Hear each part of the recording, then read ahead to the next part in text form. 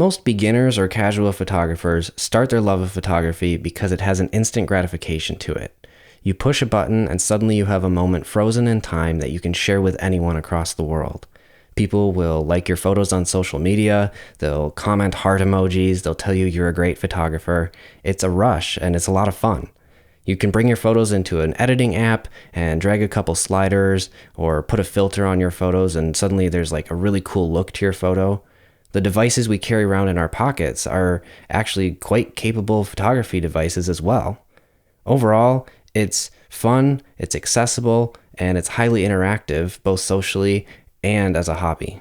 But when I think about the art of photography, I like to think about photography as a visual language.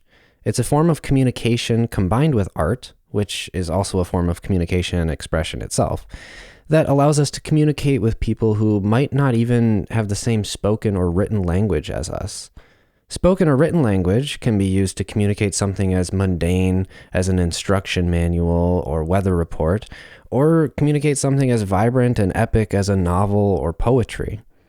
Similarly with photography, a whole world of expression is available when we understand a few aspects about photography as an art form and visual language. So I just want to briefly introduce a few of the most foundational aspects of the visual language of photography and how photographers use them to create better photographs. And then we'll look at some examples in practice. The main three aspects we're going to dive into are subject, light, and composition. But first, let's talk about a visual language. Photography is a visual language that can communicate information across cultural and speech barriers. As a visual language, there are a variety of concepts and structures that make up the vocabulary of photography. And by learning this vocabulary, we can combine light, color, texture, form, and composition to communicate our ideas about the world. And so, like a spoken or written language, it uses rules and structures. In a spoken language, you've got subject and verb and adverb and adjective that help us to communicate with each other so that we all have a same foundational understanding of the words that we are using so that we can just communicate better and we're all on the same page. With visual language, it's really similar. We've got light, color, texture, form, composition, all these aspects that come together to create an image. Unlike a spoken language, it can communicate across cultures. We've all kind of developed this innate sense of visual language just by our own personal experiences that are mostly universal across the world. And so it's easier to communicate visually with people of different cultures that don't speak the same language than it would be just staring at each other and hoping to communicate something by speaking slowly or loudly and being awkward about it. As a photographer, you are a storyteller, and the way you combine the elements within a photograph determines what you are communicating to the viewer. A good photograph typically communicates what the photographer intended in the best way possible, while a bad photograph might be unintelligible, or worse, have nothing to say to begin with. Now, I want to stress that just because there are rules and structures in photography doesn't mean that there is necessarily a right and wrong way to photograph anything. You're not really being limited by these rules. Remember that even though a novel adheres to the rules of written language, it still is capable of opening the imagination of the reader to new worlds. And you can do the same thing with photos, even though you still adhere to the rules and structures of photography. These rules are really just a way to open up the door to complex and abstract ideas. You're, again, just not really being limited at all by this. There's still endless ways to photograph any given thing, and you can spend a lifetime exploring those ways to photograph things. So overall, this is just a foundation for how we analyze photos and talk about photos and how we are going to analyze photos to improve our own work and continue to become better photographers. So we're going to talk about the main three components of a photograph: the subject, the light, and the composition.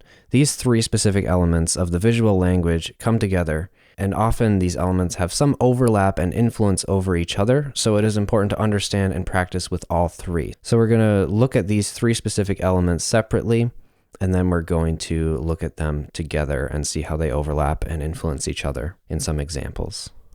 So first, let's talk about the subject of a photograph. And in this photo, it's pretty clear to see what the subject of the photo is. I think it's pretty obvious that it's the one thing that stands out against the background. Everything else is green. It's a different color. It's a different shape. Although they're all flowers, there's only one that's blooming, and our eyes are immediately drawn to it. Well, anything could be the subject of a photograph. Pick any object. Nouns make great photo subjects, that being a person, place, or thing. The number one mistake I see beginner photographers make is putting too much in a photograph. Just because you happen to get the object in the photo doesn't make it a good photo. If you want to take a photo of a basketball, but you have a baseball glove, a tennis ball, a pile of junk in the corner, maybe it's in the garage and your car is also in the photo along with the basketball, all these different things in the photograph can become distractions and can detract from what the photo is meant to be. A lot of beginners will just think, oh, if I just show more in the photo, that will make a more interesting photograph. But oftentimes that just becomes really busy. It's like the equivalent of someone dumping their entire life story on you in a span of 10 seconds. You don't have time to react to any of it before it's all just in your face. And you don't have any time to appreciate any individual aspect of the photo, and it just becomes overwhelming and feels like a mess. The number two mistake I see beginner photographers make is trying to take a photo of the first thing you see. So you might have something that catches your eye and you think, oh, that's a really cool object, or that would make a really cool photo subject. And then you just snap a photo of it without trying different perspectives. Usually when you take a photo from the first perspective you see, you're going to end up with mistake number one again. You're just going to have too many things in the photo and you won't be able to differentiate it from its background. You're not going to find a pleasing angle on it, and it just won't make for a good photo. Make sure you're trying things from different perspectives, taking photos at different angles, and just trying different photos of the same object before you just settle on one. Oftentimes, the camera screen that you're looking at or the back of your phone will be too small to make any really critical judgment of the photograph, especially if you're not used to how real life translates into an image. And so you need to be able to look at it on a bigger screen in order to make good decisions about that photo. So practice taking a lot of different photos of an object and then going back and reviewing and finding what the best photo really was. So how can we fix some of these mistakes? Well, by removing unnecessary elements from a photograph, you achieve a clearer meaning or message in the photo. The viewer doesn't become as distracted or confused, and their eyes have an easier time finding a place to rest on the photograph. In order to accomplish this, you might need to take the subject of your photo, place them in a different place that fits the story better that you're trying to tell. Or if the subject of the photo is not able to be moved, like a place or a landscape or a bridge or a mountain, something like that, you'll need to physically move yourself around to find the right angle or perspective to prevent distracting or unnecessary elements from showing up in the frame. Sometimes this is a matter of shifting the camera a few millimeters, and other times it might require driving to the other side of town. For example, if you're trying to take a photo of the mountains at sunset, the Rocky Mountains, well, the sun sets in the west, and if you're on the east side of the Rocky Mountains, they're so tall that the sun will actually go behind the mountains before it's actually setting. So you won't get the beautiful golden and red hues of a sunset before you just lose sunlight in general.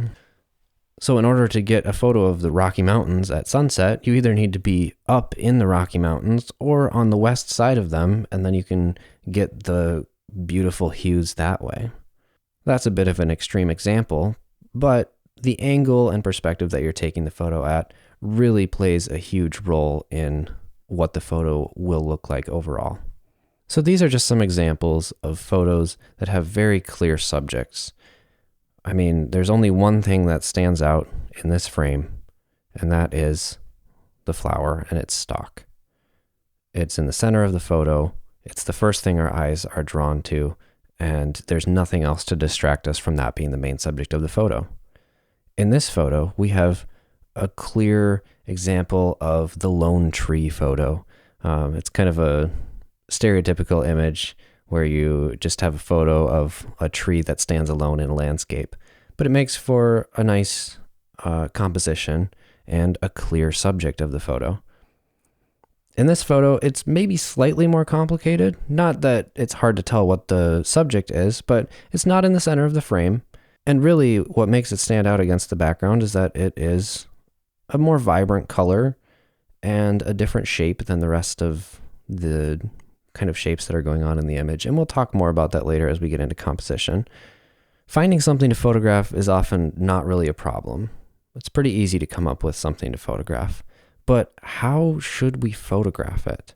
Well, light is both a technical requirement for a photograph and also the foundation for form with the photograph. Without light, there's nothing for the camera to capture. There literally can't be photography without light.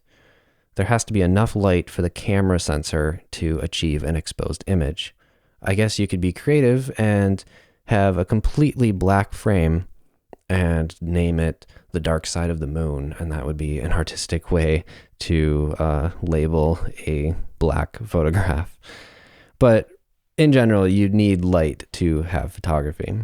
Also, it's important to remember that the camera is just creating a two-dimensional representation of a three-dimensional space. And so when that happens, we need to rely on light to create a sense of depth in that two-dimensional image. So if you look at this example here, we have just a gray circle. When you add a gradient to it to imply light coming from above, we start to see a little bit of a sense of depth. It looks more spherical. And then when you finally add a shadow underneath, it looks like a three-dimensional object sitting on a flat surface. And all that's really happened here is we've created the illusion of light in this graphical representation. So the screen that you're looking at is still flat, it's still two-dimensional, and the only thing that's changed is the light that is appearing on this gray circle. It is creating this sense that it is a three-dimensional object, even though you're just looking at a two-dimensional representation. A couple terms to understand to be more clear about what we're talking about here. Form simply refers to shape. So when you look at that sphere just as a flat gray circle, that's really its form. It's just this circle. Depth means the apparent existence of three dimensions in an otherwise two-dimensional representation, which is just a complicated way of saying that something that is actually flat doesn't look flat because we have more depth to it. Really, it's the lighting on the scene that gives the objects in the scene shape and a sense of depth and three-dimensionality. In our normal world, the depth perception from our eyes and brain make it easier to distinguish objects from their surroundings. But in the photographic world, it's lighting that helps achieve a sense of depth, despite the image being two-dimensional. When the camera compresses that three-dimensional space into two dimensions, you need the lighting to help with the separation between objects and to give the apparent sense of depth and space in the photograph. So there are a few common mistakes with light that beginners make. And obviously the number one mistake is just not having enough light. If you take photos after sunset, or if you're just taking photos indoors with some incandescent light, just normal house lights or a lamp, oftentimes it's going to be a blurry or a grainy image. And that's because your camera is trying to let in enough light. And one of the ways it does that is by opening the shutter for a longer period of time. And that is going to lead to any movement in the frame, whether that's movement from your hands shaking while holding the camera or movement from people within the frame moving around or objects in the frame moving around. It will just record all of that movement as a blur. And so you're going to get less clear images that way.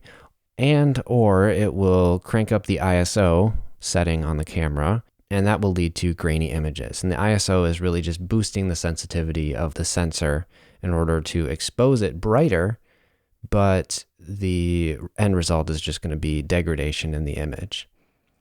The number two mistake I see is lifeless lighting or flat lighting. So you're not really getting a good sense of depth or a good sense of the form of the object in the photo. And this kind of depends on what object you're photographing, but typically, like if you're taking a photo of a person or most objects, if you just use flat lighting from the front, which is what you will achieve with on-camera flash, you're going to get like a deer in the headlights look. It's just like a blast in the person's face, and it removes all sense of depth from the person. It makes them look flatter and less pleasing. It's almost always a bad idea to use on-camera flash. Unfortunately, on-camera flash is what most beginners will rely on when they don't have enough light to properly expose an image. And the reality is you're not going to get a pleasing image that way either. And this ties into mistake number 3, and that is light from an unpleasing direction. So again, front light from that on-camera flash is probably not going to be a pleasing light source. Another light direction that is typically not very flattering for the human face would be top lighting, so light from directly above. If you take photos on a sunny day at noon, when the light is coming from directly above, you get this look of sunken in eyes, and that's because the top lighting overemphasizes the shadows of our eyes, and it creates this really unflattering look for most people. So how do we fix these mistakes with light? Well, at a very beginner-friendly level, you're going to just need to understand how your camera settings react to the amount of light in a scenario. So how much light do we need to properly expose the image with a fast enough shutter speed for a clear image? How much light do we need to keep that ISO low enough so that we don't get grainy and artifacty images? Then how does the camera react to front light, side light, back light? If we have light shining on one area of the frame, how do we make sure that that portion of the frame isn't too overexposed and completely blown out white? Or how do we make sure that another portion of the frame isn't just completely black and losing all detail? How do we balance the light in the scene with our exposure settings on our camera to get a proper exposure and have pleasing light? All of this is going to take some experience and just practice using your camera settings. The other important thing to understand are the different types of light, and I have them broken down just to 2 general types. There are direct light sources, which create defined shadows with strong contrast. This is typically called hard lighting, and I will generally refer to it as hard lighting. And then there are indirect light sources, which create softer shadows, and those softer shadows typically hide blemishes and are a little bit more pleasing overall look. And that's usually referred to as soft lighting. So an example of a direct light source would be the sun on a cloudless day. Even though the sun is really giant, it is 93 million miles away, and relative to the size of Earth from the distance that it is at, it is a tiny little pinpoint light source. And the size of the light source is going to determine the type of shadow that it creates. So that sun on a cloudless day is so far away, and it's such a small relative light source that it's going to create some really hard shadows. Now, that same sun on a cloudy day is going to be a type of indirect light source where the sunlight is now reflecting amongst the clouds and being diffused by the clouds, and it leads to soft shadows because there's light coming from a much larger area that's filling in those shadows and just creating a much more general ambient level of light that is just more soft. Then finally, you can understand the direction of light. And the direction of light directly ties into that sense of depth in an image. So if you're taking a photo where the lighting is coming from the same location as the camera, like using on-camera flash, that direction of light is going to flatten out the image and make everything look very flat and two-dimensional. Whereas light coming from a little off to the side or completely off to the side can create a greater sense of depth. And again, this depends on what the shape of the object is that you're photographing and a number of other factors. But it's important to understand those 3 factors of light to start seeing them in other photos and seeing how the photographer in those photos are playing with those aspects of light. But all different types of light are available to you if you know where to look. And if you position the subject of your photo relative to where the light is coming from and relative to where that type of lighting is, you can create all sorts of different looks just by changing up the lighting in your photos. So start by looking at photographs and analyzing the lighting. In this photo, you can see hard lighting coming from the direct light source of the sun, and it's shining through something that's creating an interesting pattern of shadow. One of the most fun ways to photograph using direct light or hard light is to just look at what the light is highlighting. Light might filter through something or be blocked partially by something, and you'll create these interesting textures of shadow and light. And then you can place the object in a way so that the light is highlighting what you want it to highlight in the frame or on the subject. In nature, if you're photographing a landscape, always look for where the sun is shining. If the sun is highlighting a particular object, it's like nature's way of saying, "Hey, look at me. I'm standing out now. I want attention." And so it can make for some really cool photographs if you can just find spots that the sun is shining on a specific area, or take areas where the sun is shining through objects and using those to create textures and patterns in the shadows and highlights. So for example, in this photo, the photographer is using hard light again, and it is shining through something to create an interesting shadow and highlight pattern on this person's face. And then in this example, we have light that's typically not coming from a pleasing angle, but in this photograph, it is just adding energy. The party lighting, it's all shining down on the main subject of the photo, and it's really highlighting what we're supposed to be looking at in the frame. So it's pretty obvious what the subject of the photo is, again, but it's using light to highlight the main subject of the photo. And then in this final example of hard light, we have hard light coming from above, and in this case, it works because it's shining highlights onto this path, and shining the light through the tree leaves and the tree branches is just creating this interesting textural pattern of highlight and shadow along this road. There's more going on in this photo than just that, but that's just an example of hard light being used to create interesting patterns and using it in an interesting way. Just because you might only have hard light to work with in the location that you are in doesn't mean you can't get pleasing photos. Now we compare this to soft lighting, where we don't really have that defined of shadows. It looks like this person is using window light to photograph this little setup they've got here. And in this photo, it's not really the lighting that is highlighting particular parts of the frame or not. There's more compositional elements going on here.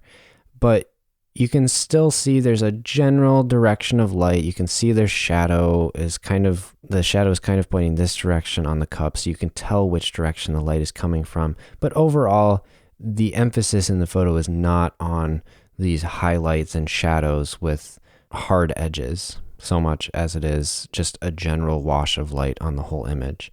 Then in this photo, I want to talk about how window light can be a great way of achieving soft lighting indoors. It's important to note that direct sunlight coming through a clear window will still be hard. Just because it's coming through a window doesn't mean that it's going to be diffused in any way. A clear window won't actually diffuse light. But you can get soft lighting by placing your subject near a window when the light coming in through that window is just the ambient lighting from outside. So it's not direct from the sunlight. It is being bounced around the landscape, the environment, and then coming in through the window. That would be indirect lighting that is soft coming in through the window. Another way to get soft lighting through a window, even if you have the sun shining directly through that window, would be if you have some white curtains up. The white curtains would act like clouds in the example that I talked about, where the sunlight would shine in and then be diffused by those curtains and create a much larger surface area of light that is then in turn lighting the subject or scene. But again, this is an example of soft light that's coming in. You could imagine someone sitting in that chair, and that would be a nice lighting setup. And then here's an example of soft lighting on a person's face. You can see that the highlights on the right side of the frame with the person's face are just a little bit brighter than the shadow side. So there isn't a huge amount of contrast between the highlights and shadows because it's just a soft light source. And that typically is a pleasing look for photographing most things, particularly people. And then finally, to contrast with the hard light example of the road through some trees, we have a soft light example of a road going through trees. In this case, it's the sun being diffused by clouds and fog and reflecting off of the snow, and everything is kind of just illuminated in this photo. But it still is an interesting photo for other reasons with compositional elements. For example, there's leading lines going on in this frame where we're being drawn into the photo down this road. And there's some interesting framing with the trees kind of arching over the road. But the lighting in this photo is definitely soft lighting. We don't really have harsh shadows showing up anywhere. And it's actually so soft that it's fairly difficult to tell which direction the light is actually coming from. But because of the perspective of the photo, we still have a sense of depth where we see the trees receding off into the distance. We have atmospheric fall off that's kind of obscuring the background, and it just becomes hazier the further back you look in the frame. So there's still a sense of depth that is being created with the lighting and the composition. The composition is where the subject or theme of the photo, the lighting, and all the elements combine into an image that is arranged in a satisfying way. It might be the most subjective topic within photography, but millennia of human experience have informed the vocabulary of composition to help us make educated compositional choices to help communicate ideas better visually in our photographs. So the language of composition deals with the way we place elements within the frame.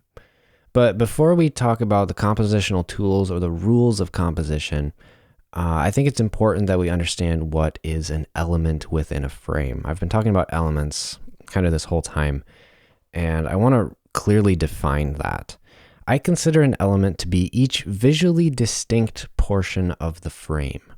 It's important to understand an element as each visually distinct portion of the frame rather than simply each object within a frame. Let me explain why. A group of objects could be a single element of the composition if they don't have much visual distinction. So this means that a crowd of people or a group of buildings or a cluster of trees in a forest could each be individual elements within a photograph. That group, that cluster, is the element itself, despite it being made up of many individual objects. Beyond this, a single object could be multiple elements. For example, a human is made up of many visually distinct parts, and each part, your head, your torso, arms, legs, they're all made up of even more parts: eyes, ears, nose, mouth, which are then made up of even more parts. And the same is true for a tree, for example. There's the trunk, the branches, leaves, flowers, seeds, the root system. Any individual part could be a visually distinct portion of the photograph depending on the scale that we're looking at it in. But as you step back and you get further away from that individual part, it kind of blends together. And now instead of looking at a leaf, you're looking at a branch. And then you step back further, and now instead of looking at a branch, you're looking at a tree, So it's important to understand that one element in the frame is just a visually distinct portion of the image. It doesn't have to be a specific object. It could just be this section of the image is green. This section of the image is red. They don't have to be a named object. They just have to look like each other. They have to be visually distinct. And that visually distinct section is one element. And I think once you learn to see images that way, it is really helpful in determining how to lay out the composition of an image or just see what's really going on in a photograph. And you can start to appreciate the photographs that you're looking at a little bit more and be a little bit more critical and analytical of your own photos and other photographers' photos, so that we can continue to grow and become better as photographers. So how do we make these visual distinctions between the elements? Well, we look for contrast. Contrast is the information our brains perceive that allow us to distinguish between the different elements within an image. And you might think of contrast initially as just brightness and darkness, and that is one type of contrast, but there are numerous other ways that we can perceive contrast. Beyond brightness and darkness, there's also hierarchical contrast, meaning smaller and larger objects. You can contrast the size of objects within the frame. There's also high detail or textured sections and low textured or low detail sections of image that can be visually distinct of each other and contrast each other. Commonly in photography, you might have a blurry background, and then the portion of the image that is closer to the camera will be all in focus and have more detail and texture to it. And this is one way we create contrast and make visual distinctions between the sections of the image and the photograph. There's also negative space and positive space. So an area of the photograph might be mostly empty and lacking detail or lacking interest. And then there's positive space where we put the main portion of the image, or we just have a lot more going on. And we can contrast those two. There's also color contrast, which there will be a video specifically dedicated to color contrast because it's such an important part of photography and art. Like I said, if you have one section of the frame that is all green and then another portion that sticks out that's red, that creates a strong contrast, and our eyes are drawn to one or the other depending on what stands out from the other. And we make those visual distinctions and arrange them compositionally to create these pleasing photos. There's also patterns. While the objects in the pattern might not necessarily even be connected with each other in the frame, they might have a little space between them. If they follow the pattern, they become a part of one element in the frame. And then something might break that pattern and become contrasted with that pattern because it's the one thing standing out from that complete pattern. Then there's depth. Again, you need light to create the depth in the photo, but the depth typically refers to there being like a foreground, middle ground, and background in the image. And you can separate objects in the frame or create distinctions between sections of the frame through the use of foreground, middle ground, and background. And then there's an endless amount of conceptual contrast, such as geometric shapes. So you can contrast triangles with circles or circles with squares. There's human presence and nature. So for example, there could be like a castle built into a landscape. Mount Rushmore would be a big example of human-made versus nature.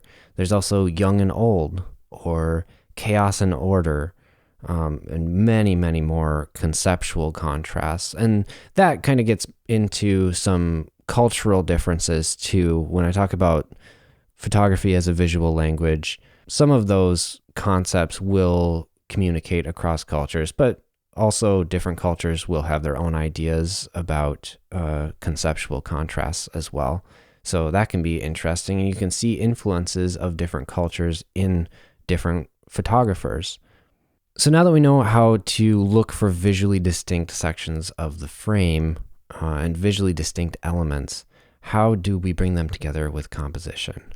And why do we bring them together with composition?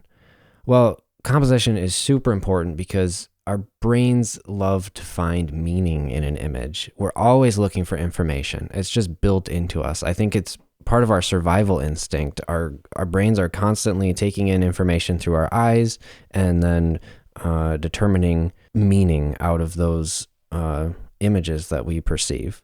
So our eyes are getting a steady stream of visual information that gets fed to our brains, and then our brains sort through it and then interpret it into something meaningful. In particular, our brain quickly attempts to find unique elements to focus our attention on. So we use those contrasts that we talked about to help our brain quickly find important parts of the image, and we use that to help guide the viewer's eyes through the frame. In our daily lives, if we aren't satisfied with what we're seeing, we simply look somewhere else, either by physically moving or turning our attention to something else. And in real life, we also have 3 dimensions to view, along with movement to keep our minds busy. But with a photograph, it's just a still frame, a still 2-dimensional image. And if it doesn't satisfy the brain, it becomes irritating quickly to look at, and then the viewer just moves on and is bored. So as photographers, our goal is to not make boring images and not make images that the viewer just wants to forget about and move on. The goal of composition is to bring the viewer's eyes to your image and then direct them through the image where you want them to go, ultimately giving them a place or places to rest as they view the elements in the photograph. Sometimes you want to direct the viewer specifically to the main subject or element in the frame. Other times you might want to give the viewer a little journey to meander around the frame, but you never want to leave the viewer with no indication of where they should look. Some techniques we use to achieve this are leading lines, frame within a frame, and filling the frame. And those just help guide the viewer where their eyes are supposed to go. And they work with the compositional elements in our frame to create a pleasing image. The other goal of composition is to create a sense of balance and harmony in the image so that an image feels complete. This is a difficult concept to grasp and will definitely take time and practice understanding and figuring out what the weight of an element is in the frame in order to achieve that balance. But imagine your photograph is a structure and you're inviting the viewer to step inside. If it doesn't have a solid foundation, in other words, a sense of balance and harmony, the structure falls apart. It might feel like it's leaning to one side, or it just might feel uncomfortable to view because it doesn't have that sense of balance and harmony. The traditional rules of composition that I put in quotes are primarily focused on this topic. The reason I put rules of composition in quotes is because the rules actually contradict each other because they're meant to be more like guidelines, and they don't work for every subject matter. And so, depending on the subject matter, a certain rule might work, but a rule might be the wrong technique to use depending on the subject matter. It's more about finding balance and harmony, and these rules exist just to help a beginner photographer find balance and harmony with a particular composition. Try these compositional techniques, and you might find yourself creating more pleasing images and images that you like better. And then sometimes you might find it just doesn't work for some subject matter. It's all about practice, practice, practice. A few of these traditional rules of composition would include the rule of thirds, center composition or symmetry, diagonals and triangles, also called golden triangles. There's the rule of odds, the golden ratio, the Fibonacci spiral, and many, many others. Some photographers use combinations in order to get a unique compositional tool that is more specific to their type of work. And this usually works better if you're maybe putting together a gallery or a collection of work that you all want to have a distinct style and look to it compositionally. It's important to note that in these diagrams, we are using these tools by placing elements along the lines or at the intersecting points in the lines. The target zones are at these intersecting points or along the lines. And that is the rule for all of these. So with the rule of thirds, you're aiming for these intersecting lines. You could maybe put the horizon line along one of these horizontal lines. You could place the subject along one of these vertical lines. And then if it's a person, maybe put their eye or the center of their face on one of these intersecting points.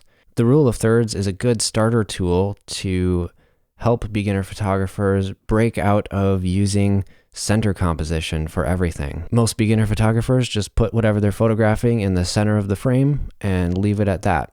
It's the most clear and obvious thing, and it's generally the first spot that a person looks when they're looking at an image, and so it's a very safe spot to put something, and that's what most beginners rely on. However, when you begin to use the rule of thirds, you can create more interesting compositions that don't rely on simply placing the subject in the center of the frame. However, the symmetry or center composition technique directly contradicts that by saying you should put something in the center of the frame. However, this typically works best and is most interesting if you're really trying to capture the symmetry of a subject, like a building that is built symmetrical or a rock formation, perhaps. Then you have the golden triangles. Triangles are a really strong shape in composition. You can find a lot of elements that you can arrange in triangular ways. You'll notice that the intersecting points on the golden triangles are actually really similar to the intersecting points on the rule of thirds. The main difference is you have lines leading into the frame from the corners. And this is really useful for leading a viewer's eyes through the frame and creates a more interesting and dynamic image. The Fibonacci spiral you'll see a lot in spiral staircase photos, but you'll also notice that the end of the spiral ends up being close to one of these rule of thirds intersections. And then you could arrange objects in this little spiral pattern to lead you through the image. Again, though, this is just an example of lines leading you, weaving around through the frame. At its core, that's what it's about. It's leading lines through the frame that make for an interesting and dynamic composition. Diagonals, similar to the golden triangles. You have lines coming in from the edges that you can place objects along. Then you have these intersecting points that are kind of near the center of the frame, but these diagonals are just designed to pull the viewer's eyes into the frame and have them look deeper into the frame.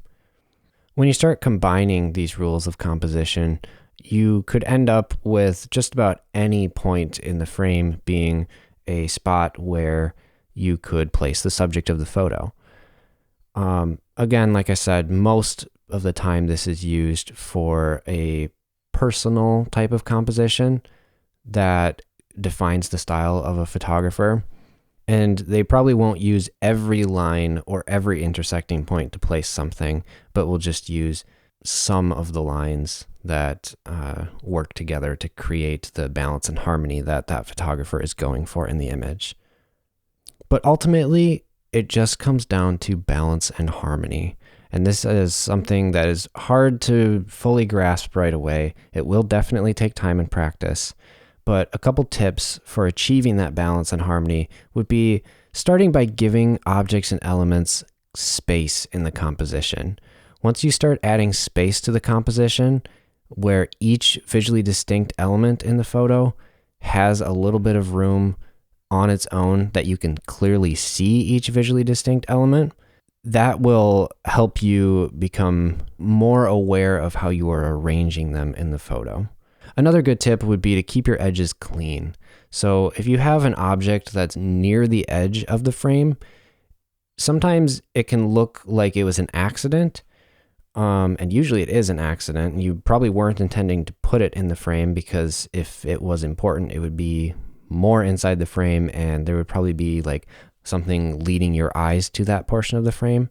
But if there's an object kind of hovering toward the side, it starts to feel like it wasn't supposed to be in the image, and then the viewer is fighting between thinking it's in the image, but it's not supposed to be, but it's in the image, but it's not supposed to be, and it becomes kind of frustrating and distracting to look at. So it's really important to keep the edges of your frame clean. Start practicing looking for shapes and lines just out in the world and bringing them in as elements in the photos you create. This is a great way to practice becoming a better photographer, practicing your composition, and as you grow, you'll start to see how these shapes and lines and elements can come together to create more advanced compositions and more interesting stories in the photos that you're making. So now I just want to review some of these photos from the perspective of subject, light, and composition, putting it all together. So let's look at some visually distinct portions of the frame. So this is a very simple photo, but it includes some basic visual elements that are combined in a pleasing composition. We have the rectangle of the frame, we have the circle of the plate, and then we have this line that is actually dragging us into the image. Also, this plate serves as a frame within a frame. There's the border of the image, which is the frame of the photo, but then this plate is also kind of framing the subject, which is this little flower, by providing like a canvas to place the flower on. Also, we have just really soft light coming in from one side. If it was directly from the front, there would be absolutely no depth to this image, but because there is a little bit of side light, you can see how the shadow is just a little bit off to the side, and it doesn't look like the flower is just floating there. You can see how it connects to the plate, and it's grounded, and you still have that sense of depth and three-dimensionality, even though it's on a flat surface. This photo also has a feeling of symmetry in the composition, where it's framed in the center, but it also has a little bit of like rule of thirds composition going on, with the horizon line kind of being along this lower third. It's not exactly on the lower third, but it's kind of being inspired by that compositional rule. There's also color contrast going on here, where we have green contrasted with the blue in the background. And there's also textural contrast here. So there's not a lot of texture going on in the sky, but these leaves have a whole lot of texture on them. That creates a strong contrast between the two basic parts of the image. And in this photo, we've got some patterns going on with the rings on the trunk. And then it's broken up by this completely different color. The stem has a little bit of a line going into it, shooting off into these different leaves. So there's color contrast, there's pattern contrast, there's textural contrast going on here. All these contrasts between the trunk and the leaf that makes it obvious that our eyes want to be drawn off to this leaf in the frame. Very basic photo, but it still is using basic compositional rules and elements to it. And this is definitely using highlight and shadow to create contrast. So our eyes are drawn to the brightest portions of the frame, and obviously that would be in the highlights, and I would say this is where my eye is drawn to immediately the most. There's a pop of color there, it's also the brightest, and then you can also find some interesting lines in this photo. They're a little bit harder to distinguish because there's actually a lot of them, but if you start looking at like the edge of the plate, this line kind of leads us over to the focal point of the image. This leads us into the focal point of the image. This leads us into the focal point of the image. And all of these shadows are also kind of pointing toward the plate as well. So in the end, there is a sense of balance to this image, despite there kind of being a lot going on. And it's really a more complicated image, but it still is visually interesting, and it still leads your eye to where I think the photographer intends to be the focal point of the image. This photo, which feels like a self-portrait, is using highlight and shadow again to draw the viewer's eyes to where the focal point of the image should be. In general, humans are drawn to human emotion, so we're paying attention to the expression on his face. We're also drawn to eyes in a frame, and so having this one eye that's being highlighted is definitely a focal point of the image. He also isn't distracting us with anything in the background. His shadow on his face actually kind of fades out into the shadow of the background.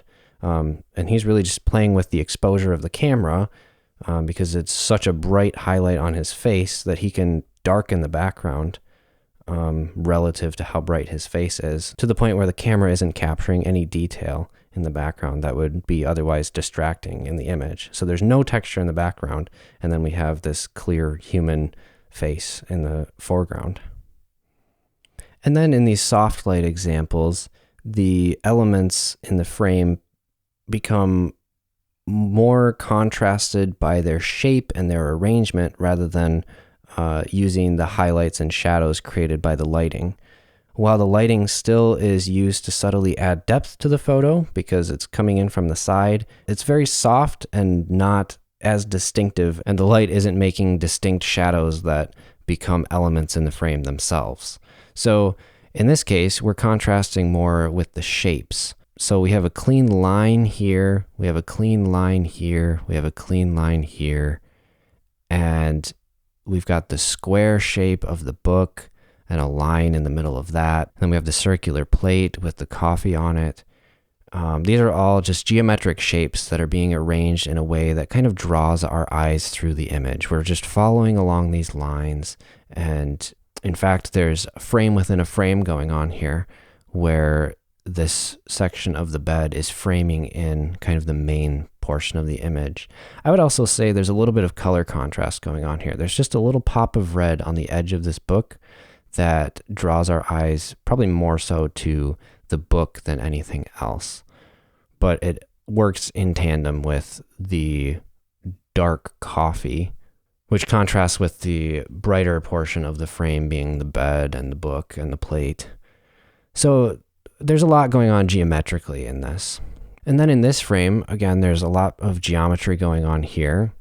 There's a lot of square shape and lines coming in here. I particularly look at this line coming in from the left side along the wall, and that's kind of pointing at the chair. I still imagine this as being like you would place someone in the chair and that would be the subject of the photo, but the chair itself really becomes the subject of this photo without anyone sitting in it, just because all the lines are leading to it. The lines coming down from the top of the frame are all pointing to the chair. The lines coming in from the left side of the frame are all pointing to the chair.